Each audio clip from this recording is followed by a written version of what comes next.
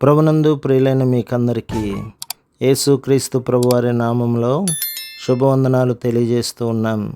దైవజనులు బ్రదర్ భక్త సింగ్ గారి పరిచర్యలో నుండి దైవ మర్మములు జూన్ 26. మేము యేసును చూడగోరుచున్నాము. యోహాను సువార్త 12వ అధ్యాయం 21వ వచనం. నీవు దేవుని చిత్తములోనున్నప్పుడే ఆయన స్వరమును వినగలవు. నీవు దేవుని స్వరమును వినగోరుచున్నావా? అట్లైన ఎడల ప్రతి చిన్న విషయంలో దేవుని చిత్తమును కనుగొనుటకు నేర్చుకునుము.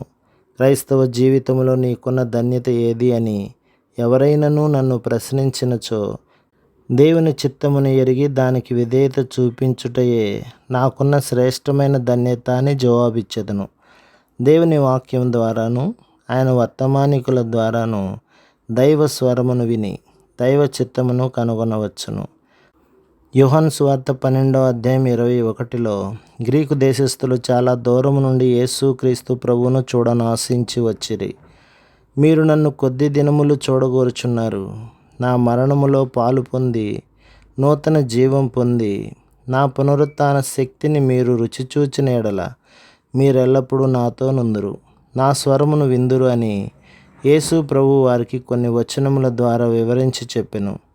యోహాను సువార్త 12వ అధ్యాయం 22 నుండి 27వ వచనం వరకు. యోహాను సువార్త 12వ అధ్యాయం 28లో యేసు ప్రభు, ఓ ప్రభువా, నీ నామము మహిమపరచబడినట్లు నీ కుమారుని ఘనపరచుమని ప్రార్థించెను. అప్పుడు ఆకాశం నుండి ఒక శబ్దం వినబడెను. మన క్రియలన్నింటి ద్వారా దేవుని మహిమపరిచినప్పుడు మనం ఆయన స్వరమును వినగలము. విశ్వాసముతో, ఓ ప్రభువా, నీ నామమును మహిమపరచు స్థలములో నన్నుంచుము, నేను మరి దేనిని ఆశించను అని వేడుకొనుము. అప్పుడు నిశ్చయముగా నీవు దేవుని స్వరమును వినెదవు.